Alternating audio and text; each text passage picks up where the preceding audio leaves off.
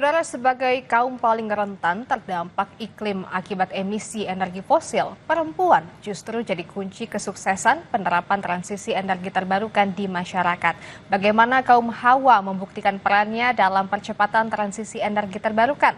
Berikut liputannya untuk Anda.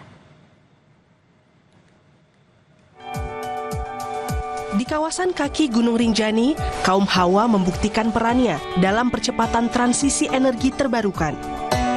Adalah Verapati Setia, petani asal Dusun Persil, Desa Karangsidemen, Kecamatan Batuk Liang, Lombok Tengah, Provinsi Nusa Tenggara Barat. Setahun belakangan, perempuan berusia 39 tahun ini sadar produksi pertanian seperti kopi, coklat, dan pisang mampu digenjot lebih maksimal memanfaatkan energi terbarukan yakni tenaga surya. Perempuan sarjana peternakan Universitas Mataram ini perkenalkan teknologi rumah pengering bertenaga surya atau solar dryer house.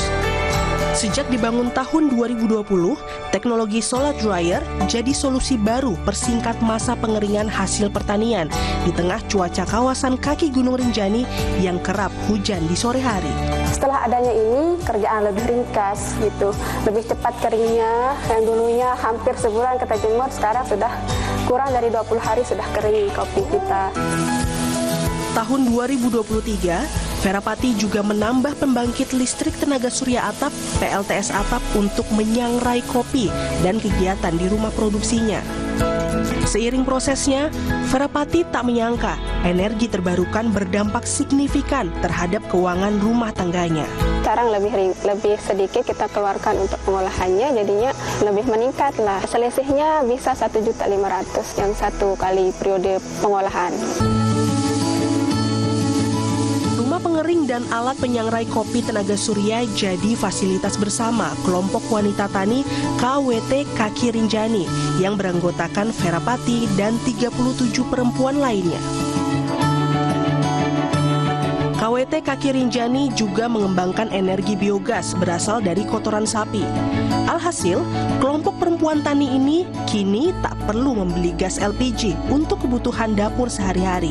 Sejumlah perempuan tani termasuk Verapati dan diedukasi dan difasilitasi untuk menggunakan energi terbarukan seperti tenaga matahari dan biogas.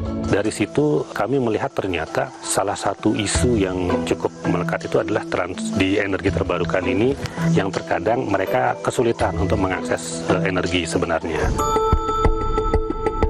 Peran perempuan jadi kunci kesuksesan penerapan transisi energi terbarukan di komunitas masyarakat.